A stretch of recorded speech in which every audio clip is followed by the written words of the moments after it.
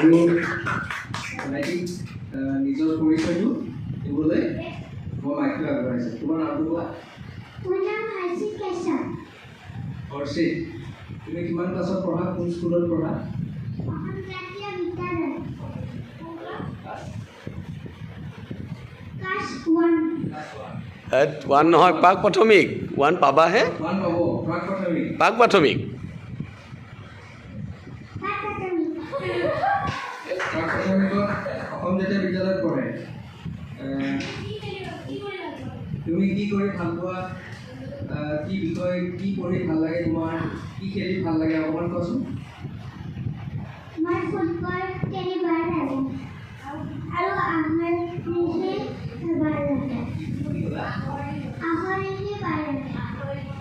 আখৰ লিখি ভাল লাগে। আখৰ লিখি ভাল লাগে, এইটো মই শুনা নাছিলোঁ কিন্তু তাৰ পৰা।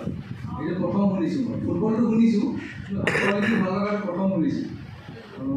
তুমি আখৰ লিখি পাবা, কি কি লিখা? কি শব্দ লিখা? মই ব আকো, ৰ আকো, ক আকো এইকেইটা স্কুলত আকো মই। কিমান আছে ক'বই নাপাৰিম। ক'বই নাপাৰিম কিমান আছে। আখৰ লিখিবলৈ শিকি আছে ভাইটিয়ে। আৰু ছবি আঁকানে? ছবি আঁকা? মই চব ছবি আঁকো। পাৰত যি থাকে তাতে ছবি আঁকো, নাও আঁকো মই। ভাইটিৰ এটা বস্তু ভাল লাগে, খুব কনফিডেণ্ট, ভয় কৰা নাই।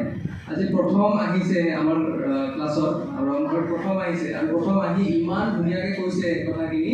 প্ৰাক প্ৰাথমিক যথেষ্ট সৰু, কিন্তু বহুত কম বয়স তাৰ। প্ৰাক প্ৰাথমিক মানে 5 বছৰ।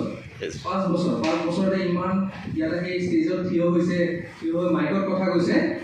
আমি খুব ভাল পাইছোঁ। আৰু এটা হাত তালি দিয়া। ভাল লাগিলে। ঠিক আছে, এতিয়া নেক্সট কোন আহিব?